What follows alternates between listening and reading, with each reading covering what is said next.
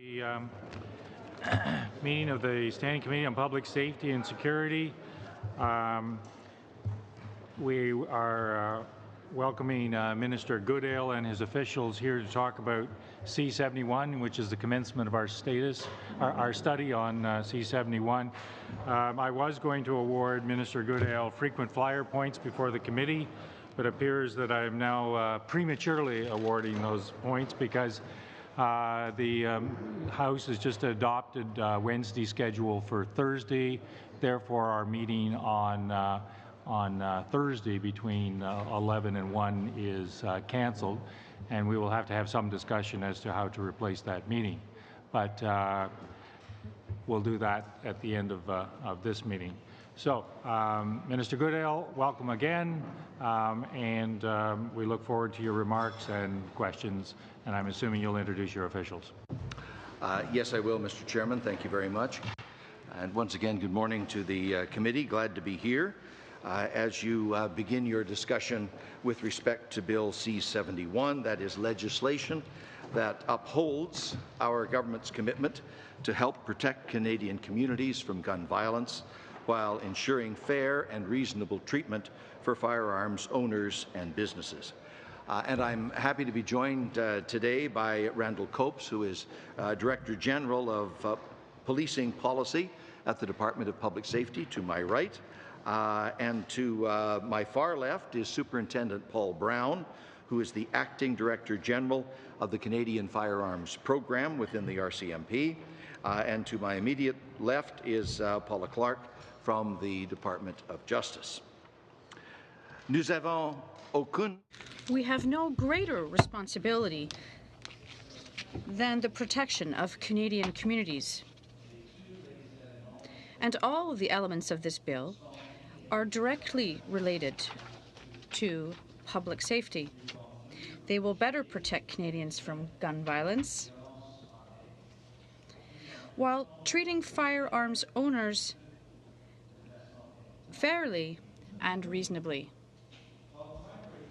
Canada overall have been on the decline, thankfully, for decades. The rate of gun violence has been going up in recent years. Between 2013 and 2016, the number of criminal incidents involving firearms rose by 30%. Gun homicides in that period went up by 2/3. Intimate partner and gender-based violence involving firearms was up by 1/3. Gang-related homicides, most of which involved guns, were up by 2/3. Break-ins for the purpose of stealing firearms were up by 56% between 2013 and 2016, and by a whopping 865% since the year 2008. The problem is obvious. The bottom line is that we have a problem of increasing gun violence in Canada. It's not a problem we can blame on other countries, because police in British Columbia, Toronto, Calgary, Regina, Ottawa, and other places now confirm that most guns used to commit crimes in Canada are domestically sourced. And it's not a problem limited to urban centres. In Atlantic Canada, for example, over half of all gun crimes occur in rural areas, and over 60% of gun crimes in my own province of Saskatchewan happen outside of the major cities. So this is a Canadian problem, and it's a Canada-wide problem. We need to tackle it head-on in ways that are effective and focused on public safety outcomes, while ensuring that firearms owners and businesses are treated fairly and reasonably. Bill C-71 accomplishes those objectives. First, it will enhance background checks for people seeking to acquire firearms. As I noted at second reading, this particular measure was proposed some 15 years ago by former Conservative Cabinet Minister James Moore, and it does seem to have very broad support. Right now, when a person applies for a license, there's a mandatory look back over the immediately preceding 5 years to see whether they have in that period of time been engaged in any violent behavior or been treated for a mental illness associated with violence. Bill C-71 will remove that 5-year limitation, so a person's entire record will be taken into account. That will help ensure, quite simply, that people with a history of violence do not get guns. The legislation will also help ensure that people who acquire firearms are actually licensed to own them. Since 2012, all that has been required in this regard at the time of a sale is that the vendor have, quote, no reason to believe, end of quote, that the purchaser is not licensed. It's a double negative. Vendors often check anyway, but they are not, in fact, required to do so. That can be a problem, for instance, in a case of a long-time customer of a small firearms shop who recently committed an act of violence and had his license revoked. The owner of the shop wouldn't particularly know that, but if he's known that particular customer for many years, he just might assume that the license is still valid and sell him a firearms anyway in good faith, because he had no reason to believe the contrary. C-71 will require a quick phone call or online verification before any sale to make sure that the buyer's license is still valid. That is just common sense, Mr. Chair. And it's the license that is being verified. There is no reference in this process to any particular firearm. This bill will also ensure that the classification of firearms is based on public safety and not on politics. Parliament will continue to control the definitions that create the 3 classes of firearms. Bill C-71 repeals the authority the last government gave itself to overrule the RCMP's application of the law.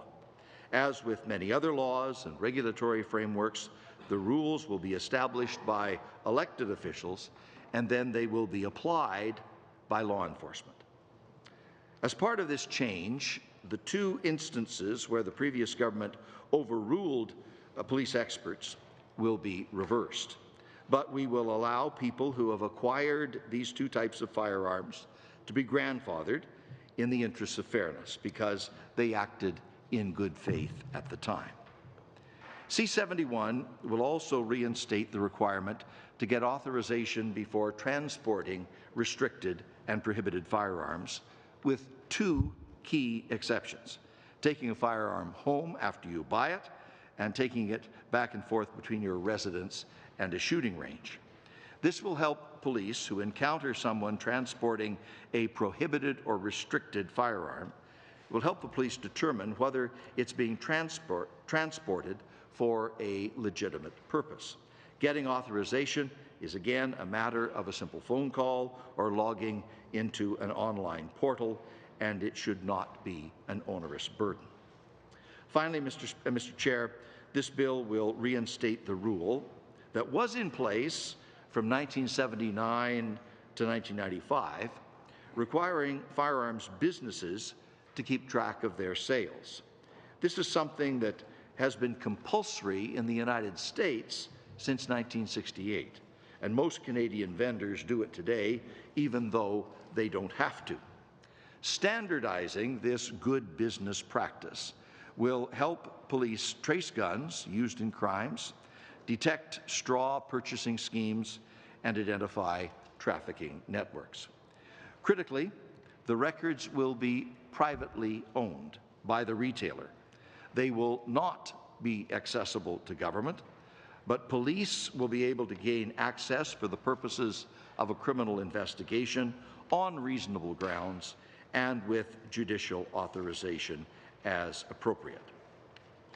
The fact is, Mr. Chair, the legislation is a direct and practical response to the growing problem of gun violence in Canadian communities, and it treats firearms owners and businesses reasonably and fairly. And that is why the Canadian Association of Chiefs of Police calls it, quote, sensible firearms legislation enhancing the tools available to police to ensure public safety." End of quote. Mr. Chair, I'm happy to try to respond to the committee's questions. Thank you, Minister Goodale. Ms. Damoff, 7 minutes, please. Thank you, Chair. Minister, thank you for joining us here today on this very important piece of legislation. I want to focus my first question on the issue of domestic violence, gender-based violence, and intimate partner violence, because we know that not only are firearms used in this case, but more importantly, they're also used as a means to threaten the partner, holding, in most cases, a woman hostage because they know that their partner has a firearm. I have personal experience with a good friend of mine whose ex-husband was a legally owned firearms and used those as a threat for violence to hold her, basically to hold her hostage. So one of the things that I wanted to ask you, Minister, was in terms of the background checks. The chief firearms officer has a very prescriptive list of what they look for on background checks. And when I've talked to some of the organizations who deal with women who are fleeing abuse, they've asked if it would be possible to add something along the lines of any other risk associated with violence, so that when the background check is being done, it's expanded slightly beyond that prescriptive list. And I understand that they've spoken with you about this, and I'm just wondering your thoughts on adding something along those lines. Ms. Damoff, the debate around firearms and gun violence can sometimes become very divisive. People hold strong points of view, and they argue those points of view aggressively. But one thing I've noticed in this debate, particularly on that provision about expanding background checks, is that there seems to be a very broad consensus that cuts across all perspectives and points of view, and indeed all political parties. I mentioned in my remarks the origination of some of this content, in fact, goes back to James Moore, who was a very prominent member of the former Conservative government. So there appears to be broad public support for the notion of strengthening background checks, so that ab initio, if someone's applying for a license, and they have a record of violence or mental issues that lead to violence, then they can be denied that license. I would think with that general consensus, whatever people may argue about other provisions in the bill, with that general consensus about background checks, that we will be able to achieve a process that accomplishes a very important public policy objective here. Could I ask either Randall Copes or Paul Brown from the Firearms Centre to see if they have any specific comments on the questioning that goes into determining the eligibility with respect to a background check? Just to clarify, because they did feel that it could be strengthened somewhat, so that it would be broader to get risks associated with violence. So I know right now you have to have a criminal record. If there's a record of police visiting a home, for example, because of domestic abuse, would that be grounds to turn down a firearm when someone hasn't actually been convicted of an offense? It could be. Bill C-71 doesn't change the criteria that are considered. It would only change the mandatory time frame in which they must be considered. And one of those mandatory criteria is whether a person has been convicted of an offense in the commission of which violence against another person was used, threatened, or attempted. So if there has been a conviction on a criminal offense that includes violence, that is triggered by that review.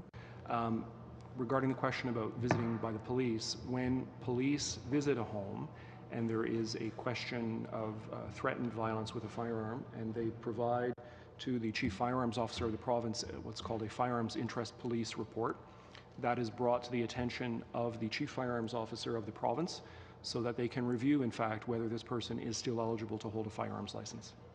Okay, thank you. My next question has to do with the authorization to transport. I understand that Quebec and PEI have a limit on the transport of firearms to a particular range or shooting club.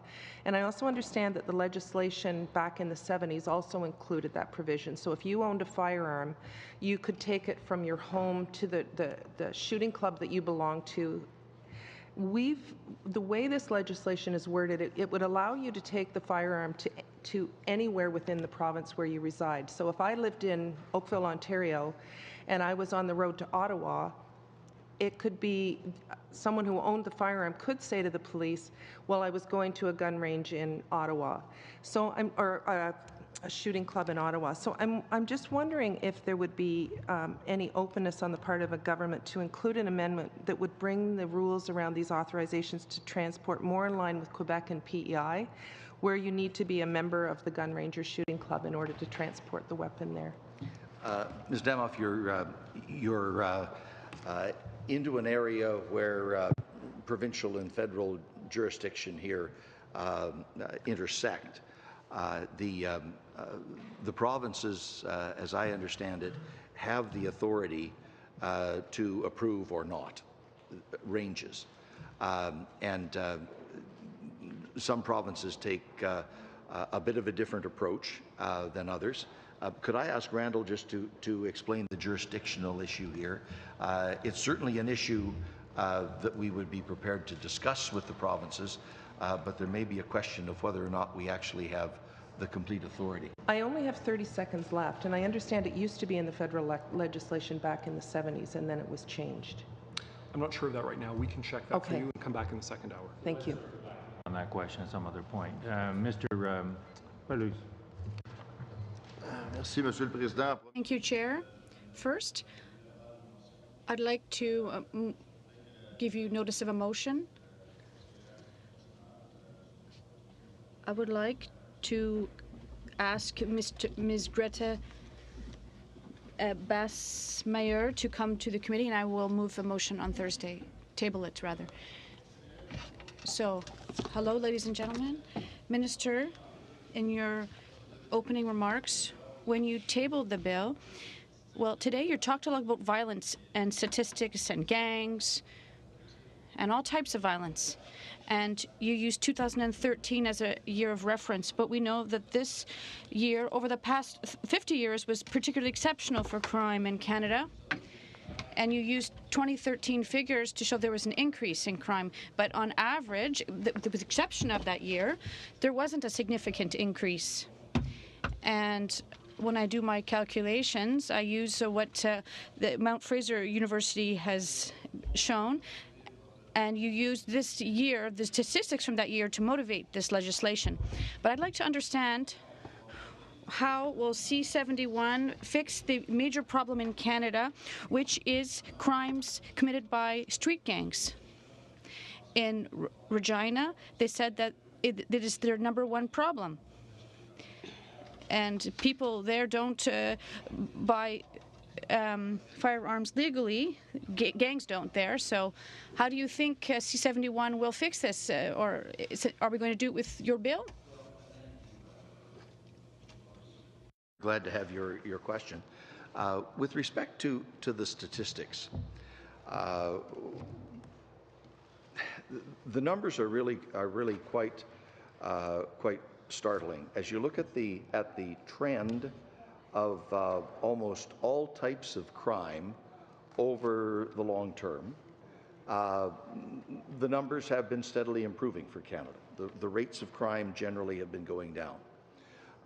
Something changed around 2013 because between 2013 and 2016, which is the last year we have full statistics, we'll get the statistics for 2017 later on this year, but between 2013 and 2016, the numbers with respect to gun violence took a turn in the opposite direction.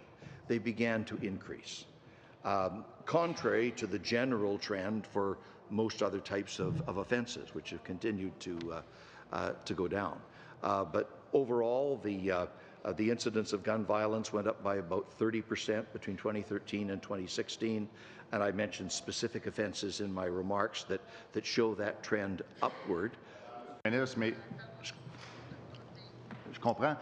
understand, but violent crime is mostly committed by street gangs, and C-71 right now is directed for firearms owners such as hunters and sports individuals, but nothing in this bill will solve street gangs because most of this violent crime is committed by criminals and not by ordinary citizens. So owners of legal firearms have such a percentage of crime versus street gangs? Was a question about the statistics, and the point I'm trying to make is that the statistics do verify our point. There has been a pretty substantial increase between 2013 and 2016.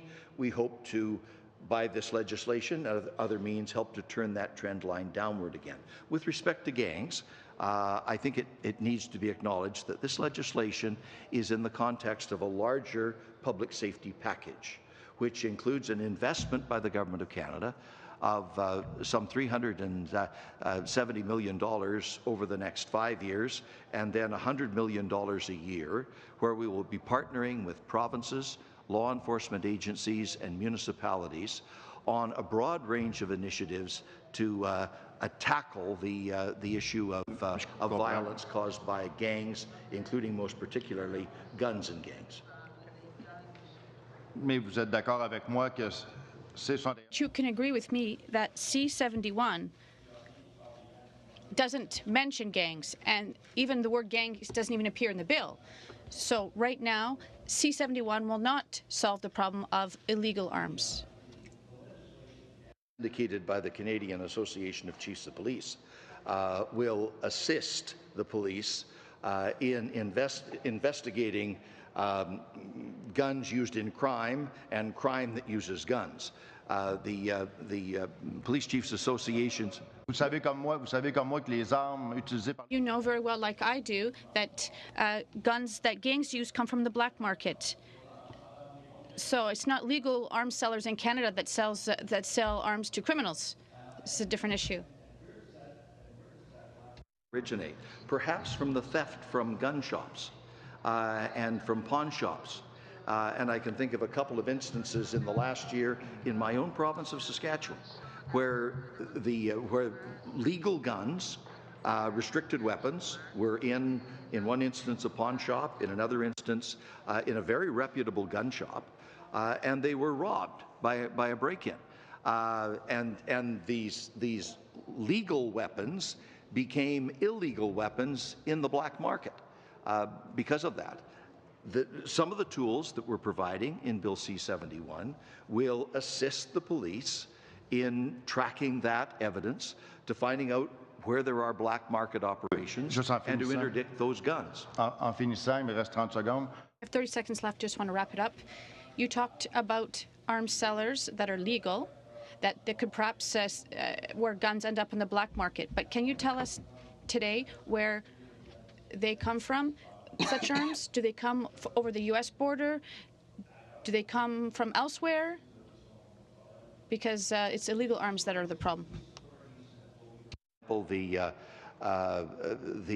police in Surrey, British Columbia, and the police in Toronto, they would have said 3 to 5 years ago the major source was smuggling operations coming in from the United States. But they believe the nature of the source has changed, so that there is less smuggling in from the United States and more domestic sourcing of illegal weapons through, for example, break-ins that steal perfectly legal guns and put them into the black market in Canada. So the police have said the nature of the source is different now than it was 5 years ago. Thank you, Minister. Thank you, Mr. Balouz. Mr. Dubé, 7 minutes, please. Merci beaucoup, Monsieur le Président. Thank you very much, Chair, Minister, and your colleagues here today. Thank you very much for being with us.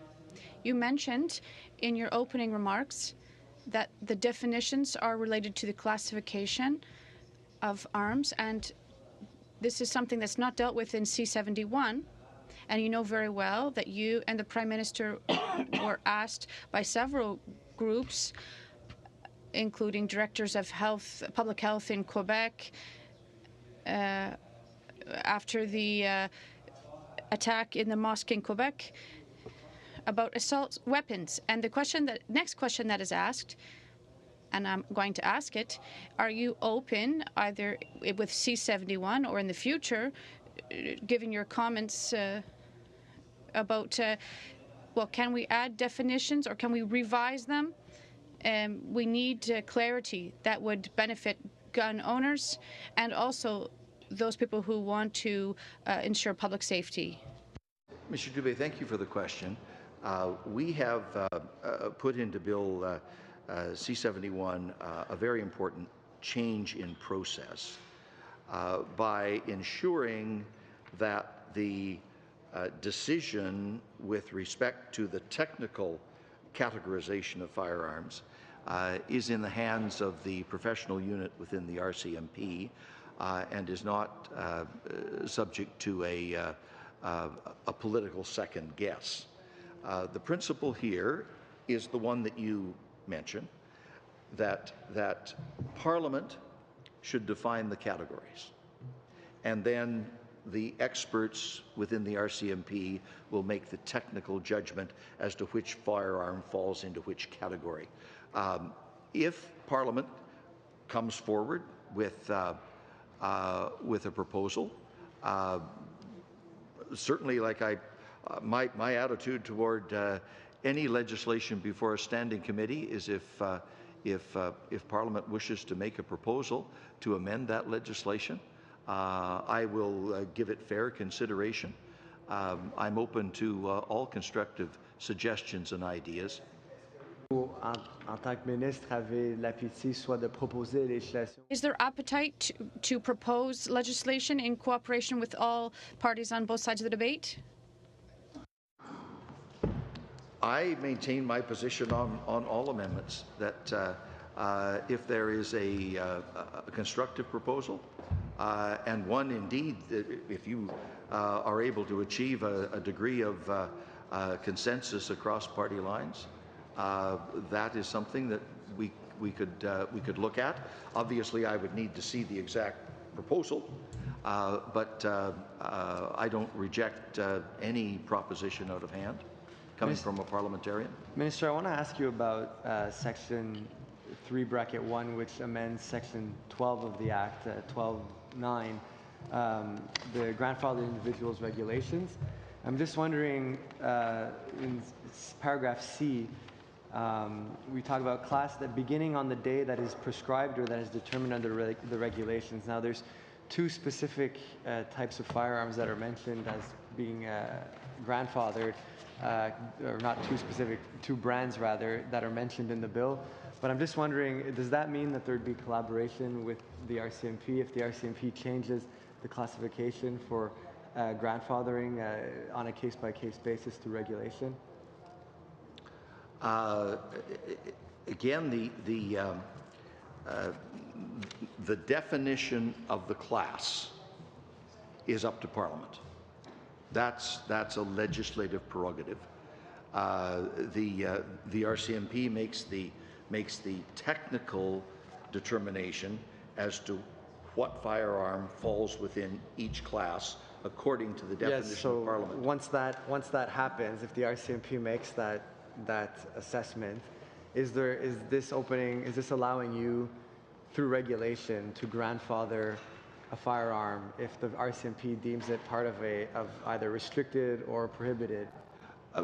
For the purpose of these two weapons, the answer to that is yes, because the people who acquired those firearms during that period of time did so according to the law that existed at the time, and they did so in good faith. For those ones, I'm just wondering if the door is open for Could I ask, of course, Ms. Clark to provide you with more detail?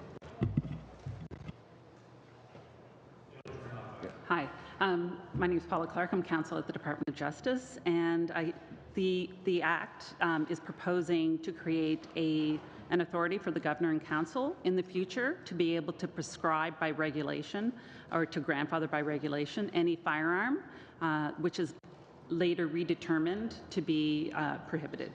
So if it was initially determined to be restricted or non-restricted, if further information comes to the attention of the Canadian Firearms Program and a redetermination is made that that firearm is prohibited, a simpler mechanism is in place to allow the government to very quickly grandfather the existing owners and to give them time to come into compliance with the licensing requirements for prohibited firearms. Okay, thank you for that. Monsieur le Ministre, il me reste seulement une minute. Mr. I just have a minute left. I wanted to know, for the question I asked you at the House, in terms of the way we're going to standardize practices for sellers. And that's something you mentioned here, and it's already being done in the U.S. What are you going to do to apply best practices and to make sure that the process does unfold, that is strict for sellers, and so that everyone's on the same page and that we can implement these provisions of the bill? The idea here, Mr. Dubé, is to take what is pretty standard practice among retailers right now and make that a requirement. In other words, it's a good business practice. It used to be followed as a matter of law in Canada. That changed in the 1990s. We're proposing to go back to those standards where Parliament would lay out the type of information that needs to be retained, and the commercial sellers will be required to maintain that information. Some may choose to do it in a handwritten manual form. Others may choose to do it by a computer system or an automated inventory system. The actual method will be up to the retailer. But the important thing is the maintenance of those records. They will be the private property of the retailer. They will not be accessible to governments. But if the police are conducting a criminal investigation and they have reasonable grounds, and where appropriate a warrant or a judicial authorization, the police would have access to those records in order to pursue a criminal investigation. Thank you, Minister, for those extensive answers. Members being less expensive and Minister being more extensive. Mr. Fraser, welcome to the committee. 7 minutes. Thank you very much, Mr. Chair. Thank you, Minister, for being here, and thanks to my fellow committee members for allowing some time for a rural MP to take part in this study, which was very important to my constituents. Minister, thanks to you as well for the many opportunities to discuss this file while you were developing the legislation. I'll jump right into it. During the last campaign, of course, there's some fear around the former long gun registry. I note the Prime Minister tweeted on March 20th that there will not be another long gun registry, not now or ever under this government. Within days, I started seeing targeted ads from the official opposition saying, "Stop Trudeau's new long gun registry." In my mind, this was an attempt to sow confusion for partisan purposes, but I'm going to give you an opportunity to set the record straight. When it comes to the mechanism for tracing firearms that are used in crimes, can you assure the public and myself as a rural MP that before access will be granted to any information about who owns a firearm that's privately held by a vendor, you would require that there are reasonable grounds to believe a crime's been committed and require the authorization of the court through a warrant?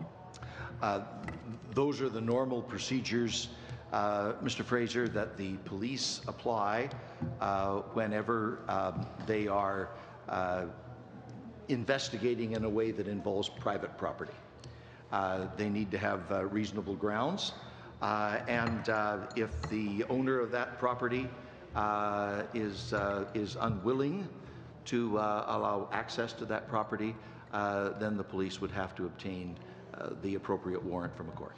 Excellent. Thank you very much. With respect to the verification process of a license, which you described, which commonly does take place in many cases, save and except the extra step of sort of calling to verify with someone centrally, how long is this actually going to take someone who's at the point of sale to wait before they can actually obtain the firearm? Service standards are important, and it will be incumbent upon the firearms program to respond in an expeditious fashion.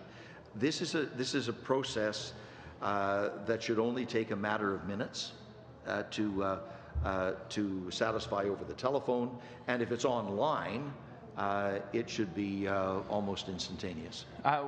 Building on that, with respect to the authorization to transport, this is one of the issues that I actually hear most of the concern from in my community. Rural, responsible, law-abiding gun owners, the vast majority of gun owners, in my experience, are precisely that. They do raise some concerns around the ATT process. One of the things that I'm curious about is if you try to call to get an ATT over the course of a weekend when gun shows would typically take place. I don't know if you've tried to call the federal government on a weekend before, but they don't always answer. I'm curious if there's going to be services extended to ensure no matter what time of week there would be an opportunity for somebody seeking an ATT to get it in a reasonable amount of time. Online, of course, the service will be there. For people using the telephone, the Firearms Center recognizes that events and activities and sales and shows and so forth take place out of the normal business hours, and they are examining what augmented hours or time or services they need to provide in order to make sure that the service is available.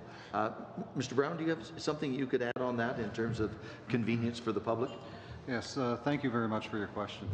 With regards to gun shows on weekends, etc., what we plan to do would be to actually work with those gun shows, trade shows, so that we can come up with actually something well in advance. So if we know a gun show is going to be happening on a set weekend, we'll be able to staff up our resources accordingly on the phones to answer that.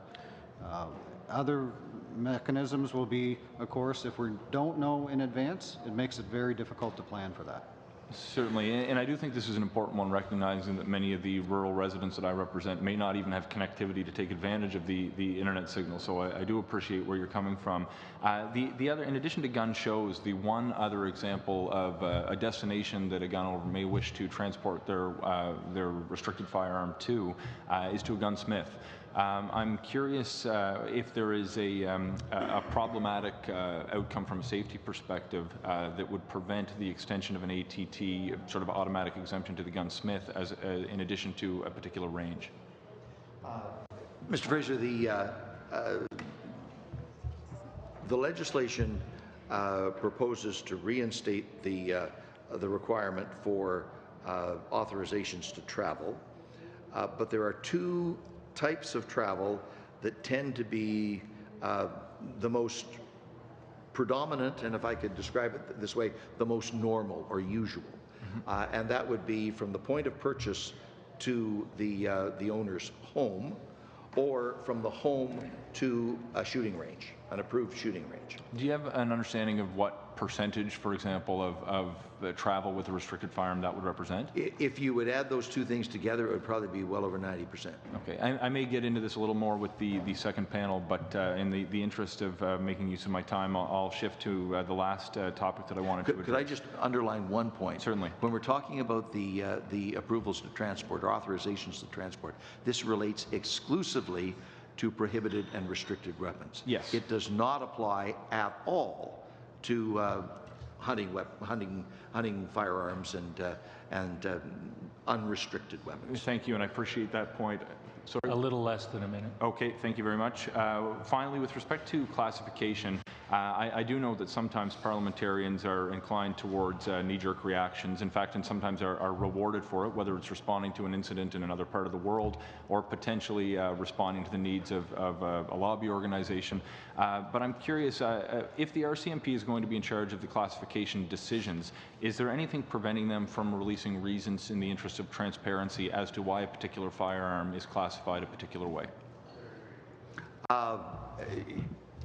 Not to my knowledge, Mr. Fraser, and if that helps with transparency, if that helps in reassuring the public as to why a particular decision was taken, I would be more than happy to pursue that with the experts within the RCMP, so that people have a full understanding about why a classification was made in a certain direction. Thank you, Mr. Fraser. Thank you, Minister. Mr. Mott, 5 minutes, please. Thank you, Mr. Chair, and thank you, Minister, for being here today. While I applaud, and I think all Canadians will applaud, the concept that gangs and gun violence is a need that we all have to pay attention to and deal with, I have to suggest that, and as I read this bill, it's embarrassingly lacking on anything that addresses gun violence with respect to gangs. And you talk about this legislation being gang and gun focused, and yet there is no reference to gangs or guns or gun violence or criminal organizations in this bill whatsoever. And I have to also suggest to you that the stats that you have used, I chuckle at them actually, and how you have skewered them, because, as you know, the commission of an offense or the theft for firearms was not a criminal offense until the late 2008 to 10, and it took a while for that to get through the system. And to suggest that we've had an 800% increase, which suggests that we should have about 1,200, when actually the stats from Stats Canada suggest that we have less than 900 that have been ever prosecuted in the last 7 years. Or 8 years of this being there. So I find it interesting, the use of stats to try and support the theft of guns, and that the theft of guns is actually the problem here, and it isn't. We know that for the organized crime groups, especially in Toronto, it's the straw purchases. So you have a somewhat legitimate gun owner or a PAL owner come in and acquire firearms, a large number of firearms, and then sells them to organized crime, and it's a practice. It's what happens, and we know this happens all the time. And yet, your colleague has introduced in C-75 a reduction of any sort of penalties for thefts, for the commission of offense with a weapon, these sort of things. And I'm really struggling, sir, to find out where and how you believe this will actually impact positively the gang violence and gun violence that's going on in this country, because this legislation does nothing but target. It's a regulatory bill that does nothing but target law-abiding gun owners. Zero. Well, Mr. Mott, you're entitled to your perspective and your opinion. I respectfully disagree. I believe enhancing background checks is an important improvement in the law. I believe the validation and verification of existing licenses is an important improvement in the law. The provisions with respect to transportation, the provisions with respect to classification, the provisions with respect to inventory are all important improvements in the law. The Canadian Association of Chiefs of Police have said that they believe this is sensible, practical legislation that will help them to fight crime that is connected to firearms, and it'll be helpful for them. Mr. Mott, you've made some assertions. Yes, it's fair enough that they be answered. Well, and you did answer what I asked initially, and you've gone on from that. But what I would like to I hope you'll accept the answer. Is that the Canadian Association of not chiefs of police but of police officers have. And many of them that I've spoken to do not believe that this is going to provide them any sort of ammunition, if you will, to pardon the pun, to fight their fight. The operational guys in the street are saying, This does not address the issues that we're dealing with. This has nothing to deal with those issues. And so, yeah, I do take exception to that, and I'm kind of curious to know what evidence your department has.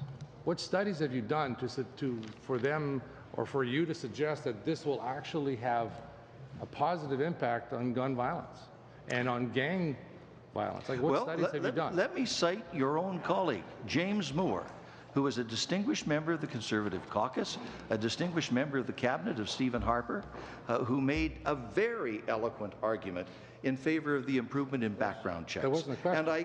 And I quoted his entire speech in my second reading remarks in the House of Commons, so they're on the record. There are those like you that take a contrary perspective, but I believe sincerely that there are 5 important measures in Bill C-71 that will contribute to public safety in a very meaningful way, and C-71 itself is in the context of a larger policy package that in part deals with guns and gangs, and we are committing up to $100 million per year to invest with provinces, police forces, and municipalities on specific initiatives with respect to gangs, including prevention, intervention, interdiction, and withdrawal from gang organizations. And we held a very important conference on that topic about a month ago. Thank you, Minister. Mr. Fragiskatos. 5 minutes. Thank you very much, Mr. Chair. Thank you, Minister, and to the officials for being here today. I think one of the issues that unfortunately arises, and we've heard reference already to misleading targeted ads on social media and the like, is the perception that this is a gun registry. So I wonder, Minister, you've been clear already, but if you could go into this again, it would be appreciated, on the sort of information that would be kept by gun vendors. What information would be kept, and how would it assist police in investigations? I'm just going to ask if Paula or Randall can just detail the specific information that commercial retailers would be required to retain. There would be no specifically identifying information that would be retained by the firearms businesses. The information just relates to the date of the purchase, the firearms license number, and the make, model, and other descriptive information of the firearm that was sold. Thank you very much. Minister, you talked about how this would assist in investigations, straw purchases and the like. I wonder if you could go into that one more time. It's the beginning point for a police investigation, and maybe Superintendent Brown can describe more precisely in terms of police procedure how this is of assistance. But the point is, if the police have the necessary reasonable grounds and they get the judicial authorization as necessary, they would have access to the records to help them in the process of tracing either weapons used in crime or other nefarious activities like the straw purchases. Mr. Brown, could you add some more detail? Yes, thank you. With regards to a firearm that's deemed to be a crime gun, what we would do as law enforcement would be to conduct a trace on said firearm, which would mean any identifying characteristics, make, model, manufacturer, serial number, would be put through the tracing system to get back to hopefully the closest owner of the firearm, or if not, as far back as we can go so that we can start to trace forward, which could be from the United States as a manufacturer imported into the country. And what it does, it allows us, say if it's imported in from the United States, to determine, okay, where was it imported to? We go to the distributor to determine if they actually had the firearm through their records, and then if it is identified as being there, it allows us through the information contained within the business ledger to determine who the actual purchaser would have been. Thank you very much. So at any point in this process, will a purchaser be required to disclose where they keep guns in the home and things of this nature? No. So thank you for putting all of this on the record. To me, that confirms what is already obvious, but unfortunately, because of misleading information that's being put out there, especially by the official opposition, we see again that this is clearly not a gun registry. One of the other issues that arises from misleading information is the perception among some in the country that the federal government is going after law-abiding firearms owners. To me, this is about responsible gun ownership. We respect hunters. We respect hunting. I wonder if you could speak to that, Minister. The fact that this is not targeting hunters, not targeting people who follow the law. This is about public safety. From the very beginning, we have tried to make that point abundantly clear. That our objective here is practical improvements in public safety without imposing any kind of intrusive or unreasonable burden on law-abiding Canadian citizens or law-abiding Canadian businesses. This is, I know, an intense and emotional topic, and people have strong feelings on various sides of the argument. But if you take a practical run-through of the legislation, there is nothing here that is an unreasonable burden on people who are going to follow the law, and the vast majority of Canadians do. Thank you, Mr. Rajskatos. Mr. Calkins. Thank you, Chair. Minister, what evidence or what is your expected result from your department, or what has your department told you insofar as if Bill C-71 were to pass in its current form, there would be a decrease in illegal guns crossing the border from the United States? The legislation will help, as Mr. Brown has just explained, will help in the tracing of firearms. So, in order to trace something, it must be registered. You must have a registry in order to trace something. Is that correct? Otherwise, no. Otherwise, what would you trace against? You would trace against the commercial records maintained by the retailers. In a registry?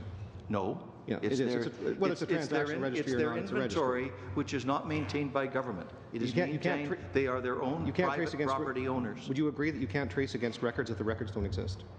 The inventory that are kept by commercial enterprises, which police can have access to, but not government. Without a warrant? No. The police require judicial authorization to access private property, like they do in every other kind of private property. So, but you don't have any evidence, you don't have any statistical or empirical evidence brought to you by your department that suggests that any measures in C-71 will actually reduce or stem the flow of illegal firearms from the United States? I have the professional opinion of the Canadian Association you're welcome of to your Police opinions. But not the police officers or anybody else that you've managed to quote. What evidence does your department have to suggest C-71 will reduce gun crime associated with gangs? The provisions that make it possible to trace crime guns is one element. The provision with respect to transportation is another element. The overall context is the Guns and Gangs Initiative, which we will fund with the provinces. So give me some numbers, Mr. Goodale. How many people on their way to the gunsmith are committing crimes? You don't know the answer to the question. That's fine. It's okay to say you don't know. The objective of that provision is to make sure that police have the ability to detect unusual movements of restricted and prohibited weapons, not ordinary non-restricted firearms like hunting rifles, only restricted and prohibited weapons. I'm fully versed, actually. What are the provisions in this bill that will crack down on those who steal lawfully owned firearms? The provisions in the Act make it less likely for people who should not have firearms to acquire them in terms of the background That's not my checks. question, Mr. Goodale. My question to you was, what provisions in the bill are going to crack down on those who steal lawfully owned firearms? You said in your remarks that the firearms are domestically sourced through theft. So I'm asking you, what provisions are you going to do to deal with the thieves who are stealing lawfully owned guns from lawfully owned or law-abiding citizens? The provisions in the Act will make it easier for the police to track those weapons and, in fact, find the sources of the crime. So again, in order to track that, they're going to have a registry to track it against or trace it against. No, it's the commercial inventories that are maintained by private businesses. And you need to have the appropriate reasonable grounds and judicial authorization to access those inventories. If you were to withdraw all the sections of the legislation that dealt with everything other than the increase of the background check for unanimous support of the bill, would you do so? The package that we have before us is one that is reasonable, fair, and balanced, and it's a package that hangs together, and I think it's fair and reasonable. Okay. Mr. Chair, I move that the regular members of the committee, before clause by clause of C-71, travel to a shooting range for a hands-on instructional day that would include meeting with the range officer for a question and answer session on firearms, firearms safety, and firearms legislation. So received. You still have a minute left. You told me I had a minute before, but... I know, but... all right. Yeah. He's just joking. On the continuous eligibility requirements, Mr. Goodale, you're aware of what that means? Sorry? Continuous eligibility requirements. Do you know what that means? Yes. When I speak about that? So every day, every licensed firearms owner in Canada is flagged, and it's run, their names are run to see whether or not they should be allowed to have their license. Would you agree with my assertion? It's a continuous process every day of examination. Yes, every day. So given that, moving the requirements to 10 years from 5 years, what are you hoping, and what evidence does your department have that the continuous eligibility process will pick up something that would alert them to domestic violence? For example, when Bill C-42 was passed, there was actually a clause in Bill C-42 that actually strengthened the provisions and cracked down on people committing domestic violence. Is there anything in your bill that's going to crack down on people who commit domestic violence? There are other legislative measures and a very extensive funding package that we're implementing right now on gender-based violence. Are you talking about Bill C-75? No, far beyond that. Mr. Calkins, your time is up. There is a motion before us. The motion is relevant to the current debate and the bill that is before us. So at this point, we have to debate the motion. So, Mr. Calkins, do you want to present your motion again? Well, I already presented my motion, Mr. Chair. I believe that there is a significant lack of understanding of what actually happens in the law-abiding firearms community. I think the information campaign that resulted in the current government proposing their legislative package is based on a lot of misinformation.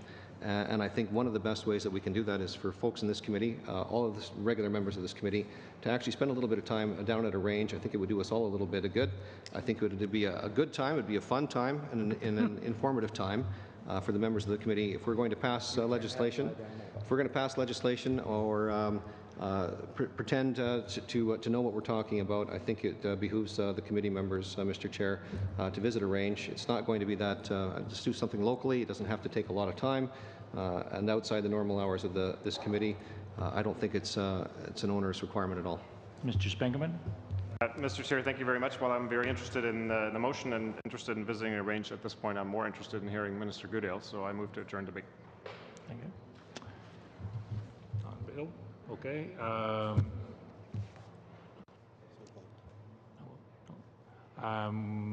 You have 5 minutes. Actually, you have. Okay, sorry. I was going to get ahead of myself once again.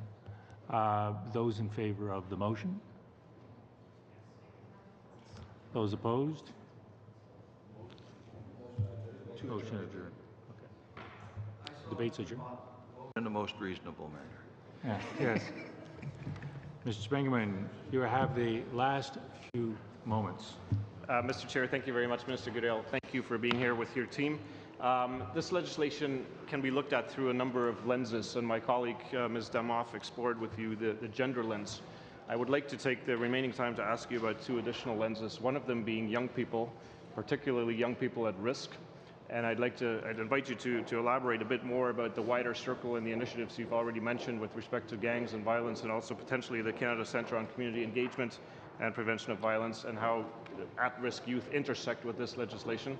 And the second, time permitting, I would like to hear your perspective on what we've heard from Indigenous stakeholders, particularly those folks who use firearms for hunting for food, but also for business, for guiding, for activities in the north that are centered on the firearm, basically as an economic resource.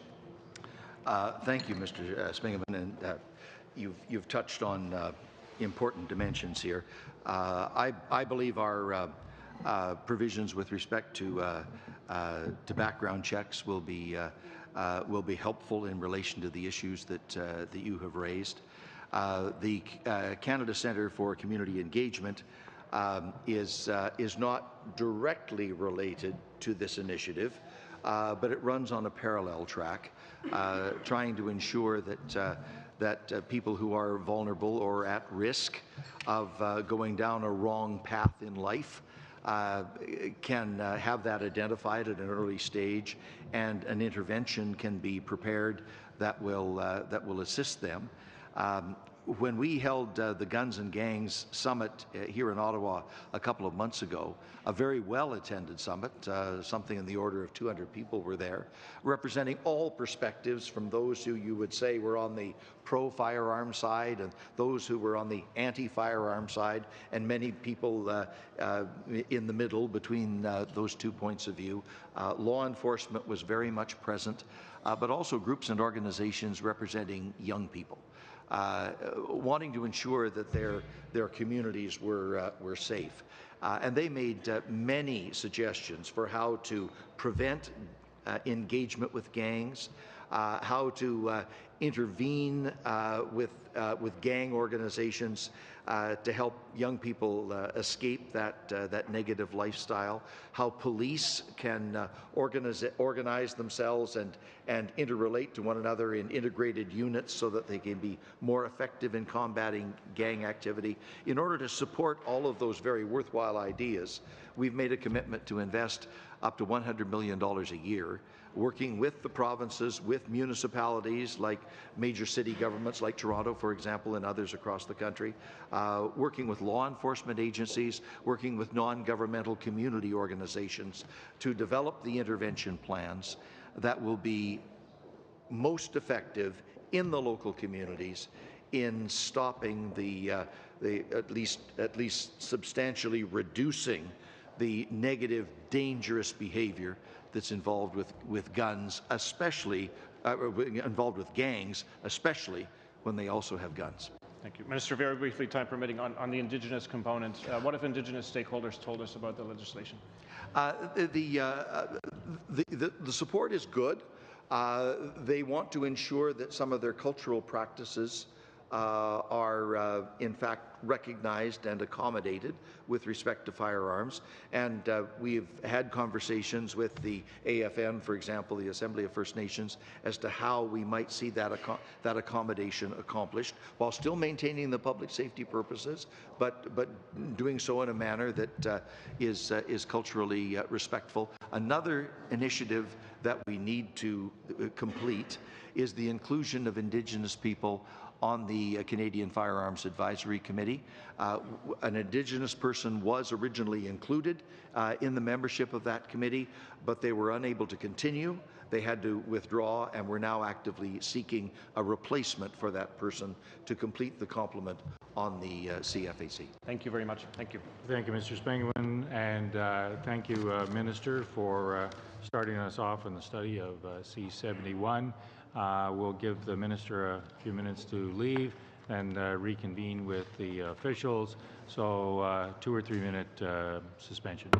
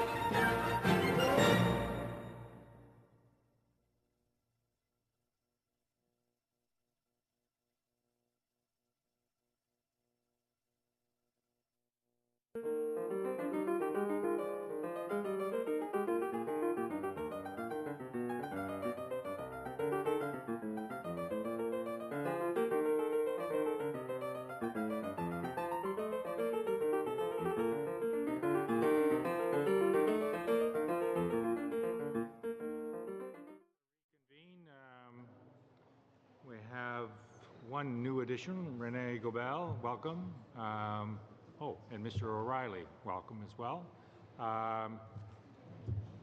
I'm assuming that you have no statement, but so we will just recommence with questioning. And first up is Mr. Fraser. I'm not sure that's what they'll say, but. Thank you again, Mr. Chair, for the opportunity, and thank you to our witnesses for being with us today. I wanted to pick up on the line of questioning that we heard in the first panel around the bill having no explicit reference to gangs or crime. I forget the exact language that was used.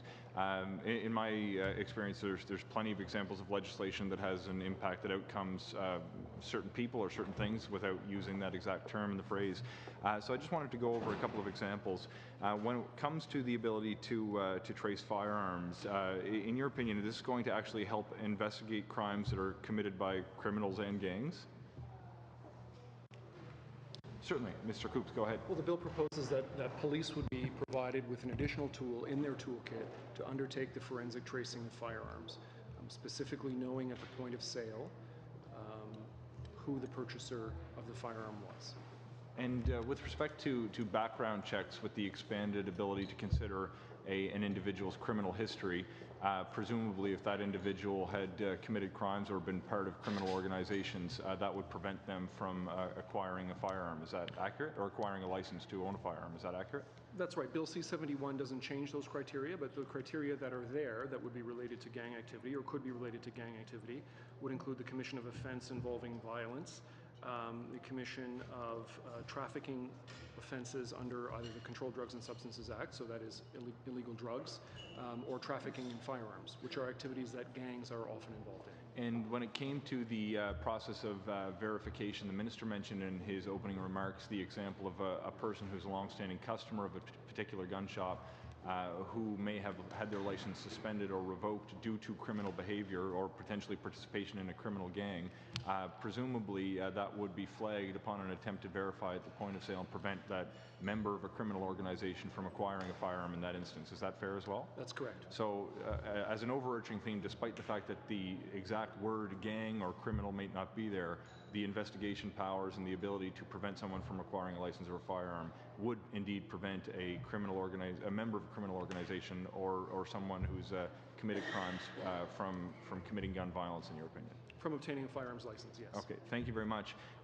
Going back to the issue of transportation, and I met with the Nova Scotia Federation of Anglers and Hunters, and I know their Ontario counterparts are going to be testifying before here today. This is one issue where they did express some reservations to me as a local representative, and I want to do my best to ensure that their voice is heard and their questions are answered. Specifically, in addition to the transport from the point of sale to their home and the transport from their home to a gun range, there were two other areas where they said are commonplace that pose no safety risk, and that was to a gun show and to a gunsmith. And in fact, when it came to the gunsmith example, at least one constituent raised with me the fact that this is potentially going to be a disincentive for people to properly maintain their firearm. One of the things that I want to better understand is what is the safety outcome contemplated by the requirement of an ATT, with the exception of to and from a home and a gun range? And would extending that exemption to the gun show and a gunsmith jeopardize the safety outcome? The safety outcome is that it provides police with one more tool, one more piece of information, and their ability to challenge, if you will, someone why they are traveling in the community with a restricted or a prohibited firearm. Rob may have more detail than that. I guess the only thing I would answer in relation to your question is prior to 2015, when the regime existed where there were no authorizations to transport automatically added as a condition on a firearms license, everyone was required to apply for an authorization to transport for many purposes, but including the two purposes that you've given, namely transportation to a gunsmith and transportation to a gun show. In 2015, we issued approximately 143,000 authorizations to transport. 96.5% of those were for the two purposes that remain under C-71. We had approximately 250 ATTs issued for going to a gun show and 131 issued for going to a gunsmith. So it did not represent a significant number of authorizations to transport that were issued prior to them becoming automatic. So those figures, the few hundred to a gunsmith or a gun show, are national figures for a restricted firearm going to a gunsmith or a gun show across the entire country? Correct. In an entire year? Correct. Okay. With respect to the classification issue, one of the things that speaks to me, I am a big believer in making sure whenever there's a discretionary power for a government or an agency, that the public understands why that discretionary power was exercised. A constituent raised specifically with me that, in fact, he's uneasy with both the RCMP and Parliament making the classification. I don't know who the best positioned person would be, but whoever it is, in my mind, should have some kind of a duty to explain why they've exercised their discretion. Is there any safety risk that would come with requiring the RCMP to explain why they've classified a particular firearm in a particular way? I can't speak to the notion of a safety risk, but I can speak to the determinations of classification that are made today. When the experts within the Canadian Firearms Program make determinations of classifications, those determinations form part of a record which is known as the Firearms Reference Table. Every firearm, for which there are approximately 180,000 of them in the Firearms Reference Table today, do list the criteria by which the determination was made, including reference to the specific portion of the criminal code that was used in making that determination. So while the FRT, the Firearms Reference Table, isn't a document which is in essence publicly available or easily available, the determination of classification made on those firearms is a matter of public record. Excellent, Mr. Chair. A little less than a minute. Excellent. Just revisiting in the final less than a minute that I do have on the transportation issue, one of the things that I don't believe is well understood by the general public is sort of, in rough terms, what is a restricted or prohibited firearm? And I know the Minister was clear that the authorization to transport only impacts restricted firearms. Could you describe in a general way for the public what kind of a firearm we may be dealing with here? Generally, when speaking of restricted firearms, most people think of handguns. Some handguns may also be qualified as prohibited. For example, certain short-barreled firearms like a Second World War Luger, as an example, may be deemed to be a prohibited firearm. There are other types of firearms which are prohibited because they're semi-automatic, or rather derivative of automatic firearms or automatic firearms, but in most cases the transportation of those firearms are pretty limited right now. Thank you, Mr. Fraser. Monsieur Palus, 7 minutes, s'il vous plaît. Merci, monsieur. Thank you, Chair.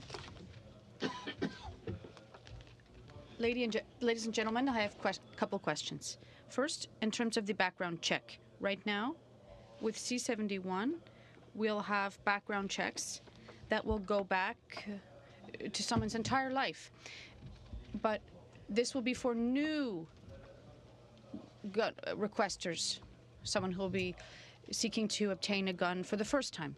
So first, current permit holders in Canada, how will they be covered? And what will C-71 change in terms of criminality in our communities?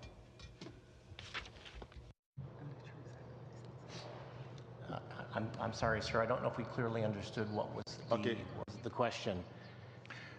But Concernant les antécédents. In terms of the background checks, first, how many current permit holders in Canada are authorized to possess arms? And secondly, the bill will mostly concern new requests, young people who don't have much past, who don't have a large background. So how will C-71 deal with crime in our communities? I guess I can only speak to the portion of your question that related to the firearms licensing. This element to look at the entire life history of an individual applies to new applicants and to those renewing firearms. So every 5 years, an individual is asked to answer 5 personal history questions, which would include, are the same questions that are on the applications. We have approximately 2.1 million firearms license holders in Canada right now. Okay. I believe we have roughly about 250,000 new applicants per year and roughly about 150,000 individuals who are renewing on an annual basis. OK. Donc, quand on parle... So, right now, the major problem is not the guns, it's mental health. We have a mental health issue, and often crimes that involve people that aren't criminals often deal with mental health. So with the changes and the amendments with C-71, will the government have the resources to make sure that mental health issues will be properly controlled? Because there are 2.1 million permit holders, and how will this allow the government to control things with the resources that it has right now?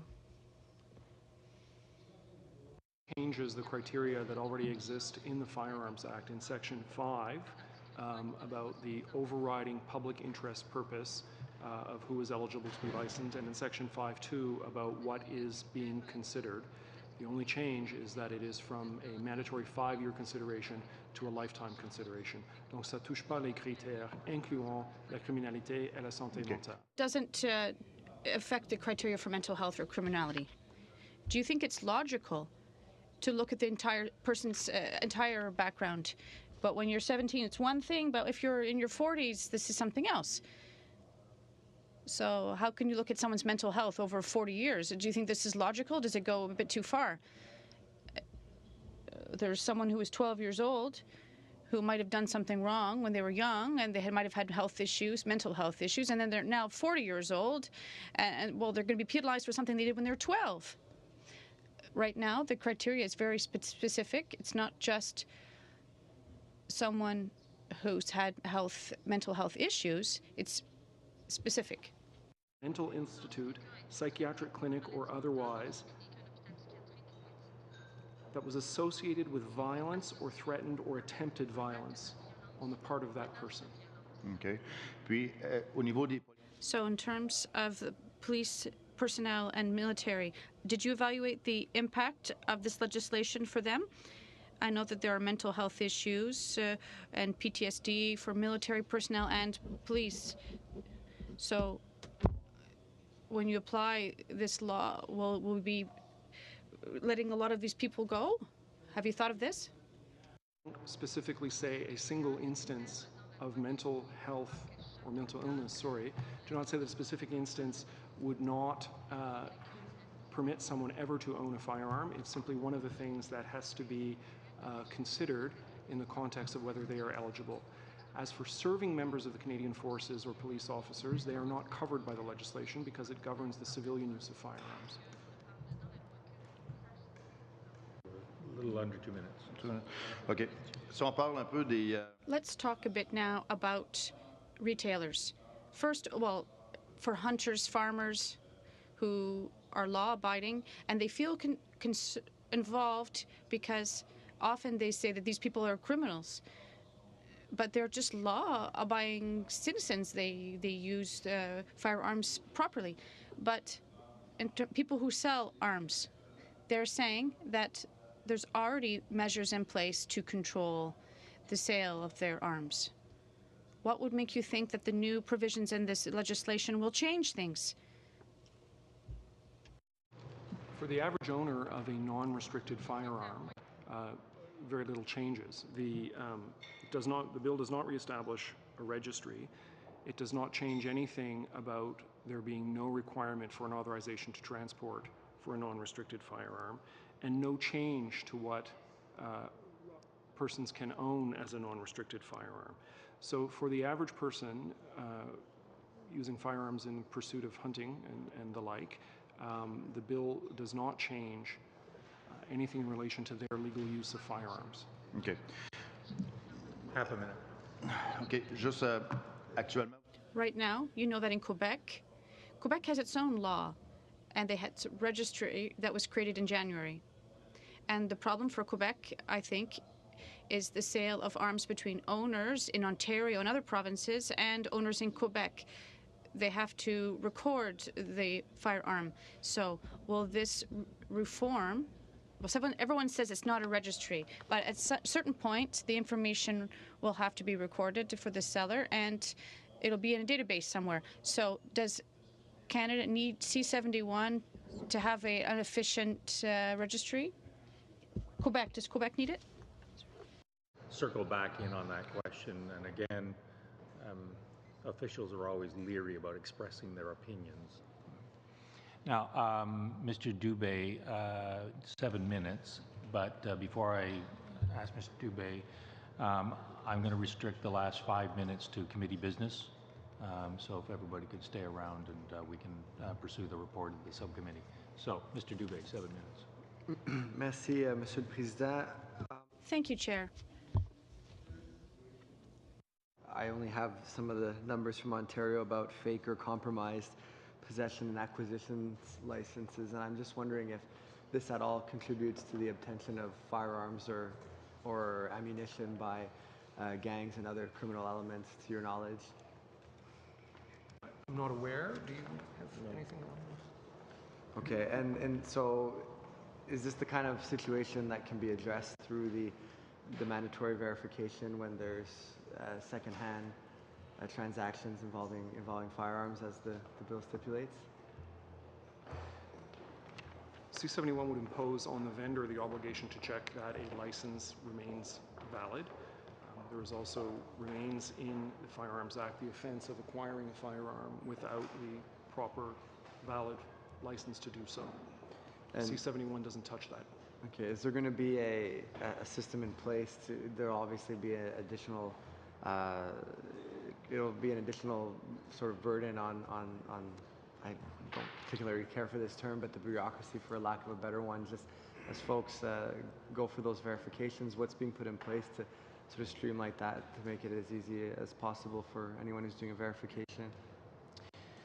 Thank you for the question. The Canadian Firearms Program, as you may know, does have a regime in place right now to register restricted and prohibited firearms. That system inherently has a license verification aspect attached to it, because anyone attempting to register a firearm, obviously they have to ensure that the license is valid.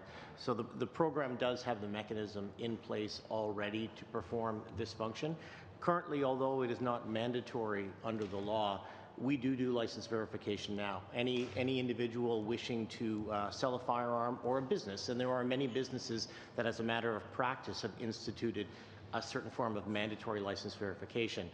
Businesses have a portal right now called Business Web Services, so that they can do that license verification right now, and individuals and or businesses can avail themselves of our 1-800 number to do license verification presently. So we are well equipped to manage that in the future. Do you anticipate an increase in the use of these portals and programs with the changes in C71? Well, yes, certainly. With C71, we would be therefore doing license verification for non-restricted firearms. We don't have concrete numbers as to how many non-restricted firearms are currently being acquired, because there's no means to be able to record that. But as mentioned by the Minister, we will not only have our telephone services, which are currently available nationally Monday to Friday 9 to 5, but we will be implementing a web portal which will facilitate license verification as well. And as need requires, if there is a need to provide additional services on the weekend, we will scale up to be able to meet that demand. Un peu dans le même ordre d'idée avec les permis de... On the same vein, in terms of transportation permits, since the previous C42 is adopted, when this bill will be adopted, there could be a high concentration of requests for transportation. Is this something you expect? And if so, how will you deal with it? We don't, as mentioned, prior to Bill C42 coming into effect in 2015, the program was issuing authorization to transport for all purposes, what we would call single-purpose ATTs. So in essence, this is a return to a practice which we are well-versed in practice in providing. So although it will create an increased number, as mentioned earlier to Mr. Fraser, just under 90, or roughly 96% of all authorizations to transport that we've historically issued were for the two purposes that remain automatic. The other roughly 4.5% don't represent a significant amount of authorizations to transport, and we will be able to manage them. Mais juste pour être sûr que Just to be sure if I understood correctly, I understood that in this bill, once it's adopted, all those who obtained an automatic license under the current legislation, well, will these permits be cancelled? Will they have to make an authorization request, or will they have a grandfather clause in place? If C-71 is passed as it is written, individuals who currently have authorizations to transport for 5 or 6 conditions on their license would have those additional authorizations rescinded. I don't know, or revoked, I'm not sure exactly what the term is, and their license would continue to have the 2 authorizations to transport only. So in that particular, is there anticipation that with the revocation there would be a large number of requests immediately following the adoption of legislation beyond sort of the long-term points that were being made in regards to Mr. Fraser's question? We don't anticipate a large scale. As I mentioned, the majority of these authorizations to transport that we are talking about are single-purpose authorizations to transport. They are for a single firearm to a single location at a single period in time. So examples might be transportation to a gun show, transportation to a border crossing, alternate storage, moving, things of those natures. So these are things that we are we've currently had experience managing in the past, and don't anticipate a spike in individuals requesting those services. J'ai une dernière question très rapide avec les 30 secondes. Question quickly. If I understand correctly, the U.S. federal law tells retailers and companies to keep files forever. And we've selected 20 years here. Why? Why this difference? 20 years is identified as an international best practice among various countries that Canada does trade with.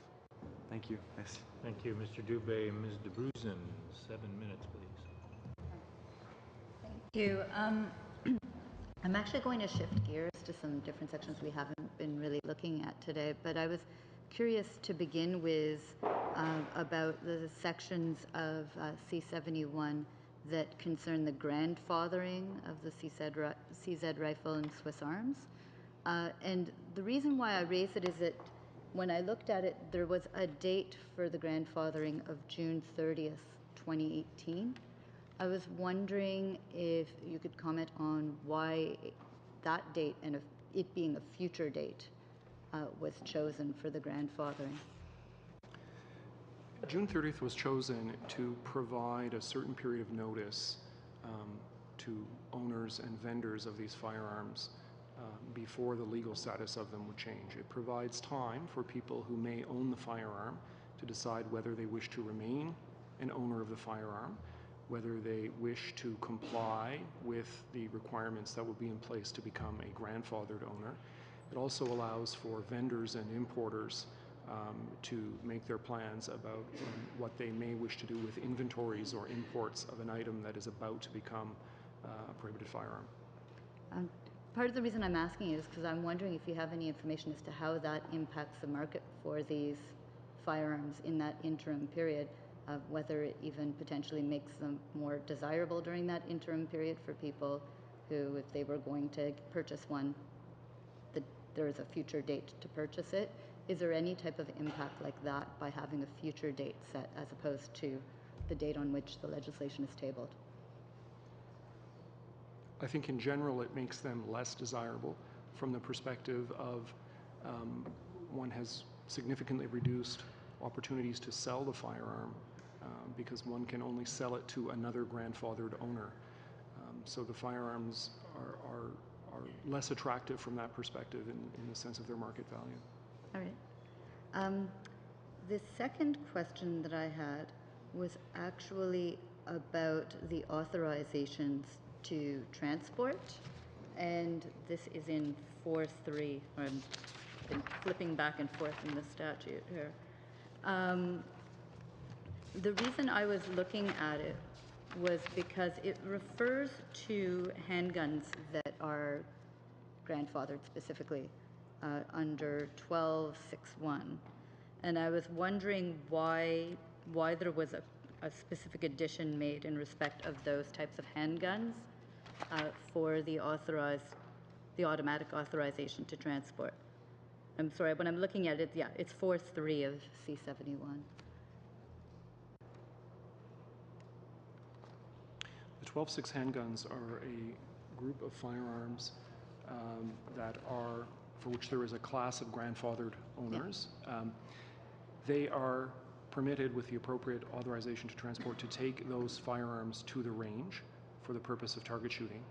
Most other prohibited firearms do not go to the range. And so in the case of the 12.6 handguns, the provision is there to allow them to be used for target shooting purposes. Yeah, so those and at the moment, what's the situation for those handguns? It's the same situation with those handguns now. The limitations that are in place around the usage of those firearms at a range would remain the same under C71. And they're prohibited. Is that their classification? Yes. Yes. Yeah. Okay. The other piece that I was asking, it was because at the end of that amendment, there's reference to firearms that have been purchased to form part of a gun collection.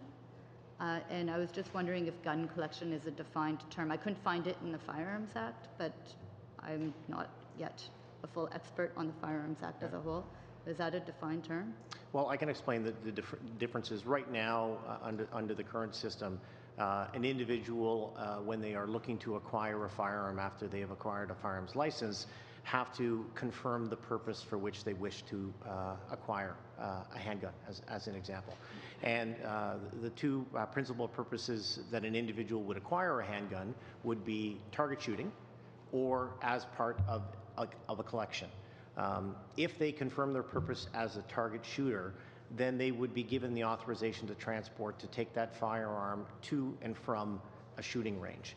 If they were to confirm their purpose as a target shooter, they would get the other authorizations to transport we've been talking about, but they would not get the authorization to transport to a range because they've not identified themselves as a target shooter, but rather as a collector at that point. And it's just because I see that as an addition, so I was just wondering why gun collection was added into the section. As it stands today, if you are a target shooter and you confirm purpose, you're given 6 authorizations to transport on your license.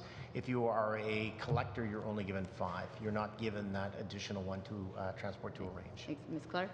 And I can just confirm that gun collection is a defined term within the Firearms Act. It's at Section 30. Section 30, perfect. That helps actually for me to be able to support. Thank you. Those are my questions. To Ms. DeBruze and Mr. Motts, 5 minutes, please. Thank you, Chair. So to Mr. Coops or Ms. Clark, I'm just curious to know Section 101 to 105 of the Firearms Act, are they impacted at all by C71? It is possible that Section 101 of the Firearms Act could be engaged if a business does not comply with the requirements of a business license. So in a situation where the firearms business does not retain transaction records, either the business or the person could be subject to prosecution under Section 101. Right. So then section between 101 and 105, I don't remember exactly which one because there's a couple. A firearms officer is authorized under the Firearms Act to enter onto any property where he believes or she believes there are firearms in abundance, over 10, or to check records, to check with compliance with the Firearms Act. Is that correct? It is correct that a firearms officer has the CFO has the right to review business records to ensure compliance with the regulatory requirements of the Firearms Act. However, if they want to go and enter the property to inspect, they do have to have reasonable grounds to believe, and that will require judicial authorization. Doesn't say that in the Act. Yes, it's at Section 104 of the Firearms Act, which is the provision that deals with inspections of a dwelling house. For the dwelling house. But not specifically a business. No, not specifically a business. Right, Sorry, I should clarify that. And that's what I was referring to. Now, we know that in some circumstances, a firearms officer is also a police officer. In some circumstances, yes. So how does that marry with what the minister told us this morning, that in all circumstances, in every circumstance, I believe his words were, that police can only access these records with judicial authorization? So if during the normal regulatory inspections, a firearms officer starts to believe that he has come across evidence of a criminal nature, then it would convert to a criminal investigation, and the normal legal standards that apply for such an investigation would come into effect. So, fair enough. So, there will be a requirement from this new legislation to obtain a reference number on any time there's a transference of a firearm from a transfer or to a transferee. Yes. Now, how will those reference numbers be tracked? The registrar has those. Are they going to be placed on CPIC? They won't be on CPIC. No. So the registrar will have them in a registry. That's the only way they're going to be kept. Well, the Canadian Firearms Information System, CFIS, is the management system used by the Canadian Firearms Program to manage all aspects of the licensing and registration regime. There would be a segregated database within CFIS created to which is a registry. They're registered, so the registrar will keep a list of the reference numbers of all firearm transfers between someone who's buying a firearm, whether it be from a gun shop, or from Mr. Calkins, I can buy his gun, and as long as I verify that I have, that he has a PAL and I have a PAL, and we get a reference number, that's going to be registered as a transaction that's occurred between Mr. Calkins and myself, correct? Well, when an individual calls the program, it isn't necessarily specifically in relation to a transfer, but rather the verification of a license associated with the transfer. So what we are recording is the reference number attached to the license verification. Right, there is no link between the reference number and any firearm, because there are no questions being asked in relation to any firearms. Well, I appreciate that, but you're still keeping a registry of the fact that certain individuals have transferred firearms back and forth. That's what the reference number is, and that's what the backgrounder, and that's what the technical briefing we had explained that as well. I guess just in closing, I have one more quick question. It's going to have to be exceedingly brief. Very briefly. So background checks. We talked about those. So what will be the threshold, and who's going to determine the threshold when a past event, whether it be a mental health event, you talked about somebody who might have some tendencies to be harmful, that concludes themselves. So who makes the decision, and what sort of things declassify someone or disable someone or disqualify someone from even having a firearm or owning one or being able to hunt with one at any point? And how's that going to look if it happened 30 years ago? Exceedingly brief question. And you're going to have to work in, it's a good question, but you're going to have to work in the answer somehow. Ms. Demoff. Thank you, Chair. Thank you for staying with us for another hour. I have a couple of doing some research on this bill and on firearms in general. The presence or absence of a gun in a household remains the single most determinant factor for lethality in every case of domestic violence. Another stat is that access to a firearm is one of the top 5 risks an abused woman will be killed. I'm just wondering, have you heard of any organizations that deal with domestic violence or intimate partner violence that are not supporting this bill? Sorry, we haven't had those discussions with stakeholders. Okay. At least at the officials level. Just the ones that I've spoken to actually are on the other end of the spectrum and actually feel we haven't gone far enough. In terms of the legislation itself, my understanding is that, and the minister touched on this, 2 or 3 years ago, the split between domestic and guns and firearms that have been come from outside Canada was about 70-30, and about 2 to 3 years ago that started to change. And in Toronto police say that 65 to 70% of the firearms that are used in crime are actually domestic. And so most have actually started out as legal firearms, but through theft or illegal diversion, they're finding their way into gangs and into crime. So I'm just wondering if you can let us know, will this legislation assist police in trying to keep down those number of firearms, which in Toronto is up to 70% that are domestic, that are finding their way into the hands of gangs and criminals? Would assist police by providing police with an additional tracing tool, a tool that they have in their toolbox in the form of the point-of-sale records. The other issue I would note is that the minister referred to the $100 million a year of investment in guns and gangs funding to be shared with provinces and with federal law enforcement organizations. And one of the priority areas there is understanding better intelligence about the flow of illegal firearms into Canada and better interdiction at the border by the police and by CBSA. So basically the government's taking... Sorry, my colleague has a sure. small addition to that, if she may. There's also a proposed amendment in the bill which would clarify that when an individual is issued a prohibition order, which prevents them from owning or possessing firearms or other weapons, that any firearm that is currently in the possession of the police, for example, is subject to like a bail condition, so the police would have seized those firearms or seized them on public safety grounds. This amendment would clarify that these firearms would also be forfeited to the Crown, because currently in Ontario there was an Ontario Court of Appeal decision in 2012 which interpreted Section 115 of the Criminal Code to mean that firearms that are not in the it says that firearms that are in the possession of the person are forfeited to the Crown, but the Ontario Court of Appeal interpreted that section to mean that firearms that are in the possession of the police at the time that the prohibition order is issued are not forfeited to the Crown. So this has created a situation where these firearms that are in the possession of the police have to be retained by the police until the end of the prohibition order, and at that time they may either be returned to the person, that owner, or sold to another licensed individual. And a number of these firearms include firearms that are related to gang activity. So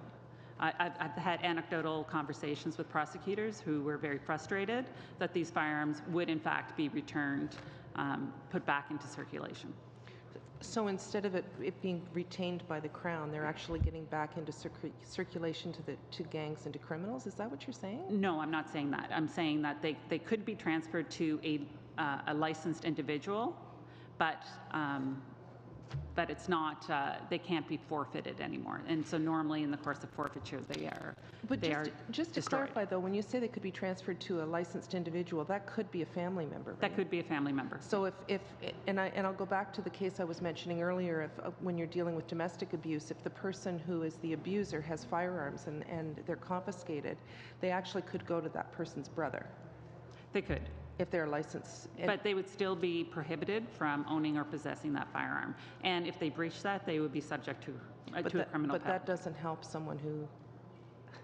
that doesn't help a woman who's killed by her abuser who happens to get their hands on the gun, though. I'm not direct. I'm just saying that's fine that it's prohibited, but the fact is that's what ends up happening. That's beyond Ms. Demoff, close that loophole. Yeah. Thank you. Thank you. Mr. Cochran's final 5 minutes, please.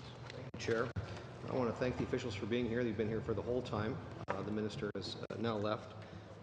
But the minister, in response to the questions that I asked previously, indicated that one of the purposes and one of the motives of Bill C-71 is the ability for the government or the police or law enforcement agencies to trace a firearm back to its original owner. Wherein I basically said that means that there has to be a registry, because we're not going to run a query against the wind. I mean, it's got to be information that's kept someplace. We can call it a repository, you can call it a registry, you can call it whatever you want. There's a repository of information that's transactional based. The minister was very clear that the purpose behind that was in order to trace that, but Mr. O'Reilly, you just suggested to this committee that in a person-to-person transaction, so if I were to sell my firearm to Mr. Fraser over there, that none of the information in regards to the firearm will actually be kept, only the reference number. So if that's the case, then the response... Sorry, the reference number and the two license numbers associated and the two license numbers. So if that's the case, then either if what you're telling me is true, then what the minister told this committee is not true, because that query would not provide any information insofar as to trace a firearm, because a reference number is not actually stored anywhere on a firearm. If it was stolen from my house, the reference number is not stolen. The firearm is. The make, model, and serial number associated to it would be known. My firearms license isn't being stolen. Well, we would hope it wouldn't be, but of course there is a repository of that information. So if that's the case, Mr. O'Reilly, why would the minister suggest that the traceability of firearms is going to be one of the premises for which this bill should pass, and yet you're saying that the information about a firearm is not even being stored? Thank you for the question. I can't speak for the minister, but perhaps I can speak to the notion of chain of custody that is linked to this. So, well, my question wasn't about the chain of custody. Well, I think that the reason I would like to say that is the chain of custody links to the notion of the reference number, because if businesses are required to keep records around a firearm, which includes a reference number, and law enforcement has reason to believe that the firearm went through that business. Well, the example I gave you was a person-to-person transaction between myself and Mr. Fraser. But the firearm that got to that individual likely originated with a firearms retailer. So the firearms retailer would be recording the reference number of that first point of sale out of the business, which would give them, which would have a reference number attached to it. Do you honestly believe that, Mr. O'Reilly? Do you honestly believe that every firearm that goes through one of these transactions is going to... I mean, there's firearms in this country that are 50, 60, 70 years old. That firearm never really goes out of date.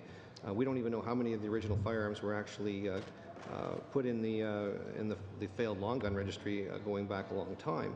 But my follow-up to this, and I appreciate where you're going with that, but I think it's a bit of a stretch. I don't know how many firearms will get caught up. Well, I would just clarify that it's just new firearms going through firearms inventories. That would be which is not all the firearms in Canada. You and I would both agree on that. Right. My next question for you deals with warrants. When the minister was present, I asked specifically if warrants were going to be required for law enforcement officials to enter premises to examine records based on this whole issue of tracing, and he said that a judicial warrant would be required at all times. Yet, Ms. Clark, you suggested right now in front of this committee that a warrant is not required by a chief firearms officer going in to inspect a business. Is that correct? So let's distinguish between asking for records with regards to an individual for a criminal investigation, and then the regulatory requirement or the regulatory power for a CFO to enter a business to investigate, to ensure that records are being kept in order to comply with the licensing requirements that the business is subject to. So in the course of a normal criminal investigation, Bill C-71 does not provide any additional investigative powers to law enforcement. So if there is a criminal investigation underway, they would still, the Crown and the police would still have to do an assessment of the privacy interests that are at stake. Normally, or very often, this requires a production order, so you'd go to court. You'd have to prove that there's reasonable grounds to believe that an offense has been or will be committed, and at that point, then you would receive judicial authorization. With respect to firearms businesses, there is the regulatory power to come in and investigate to ensure that the records are being kept. This is distinct from and if that happens, there could be a charge under Section 101 of the Firearms Act. And if in the course of reviewing these records, they come across evidence or suspected evidence that there could have been a criminal offense that may have taken place, then it is no longer a regulatory power. You would have to apply normal standards for criminal investigation. Okay, thank you, Mr. Calkins, and I wanted to, on behalf of the committee, thank the witnesses. We are going to suspend and go into in-camera session to receive the report of the subcommittee. With that, we'll suspend for as little time as possible. Again, thank you very much.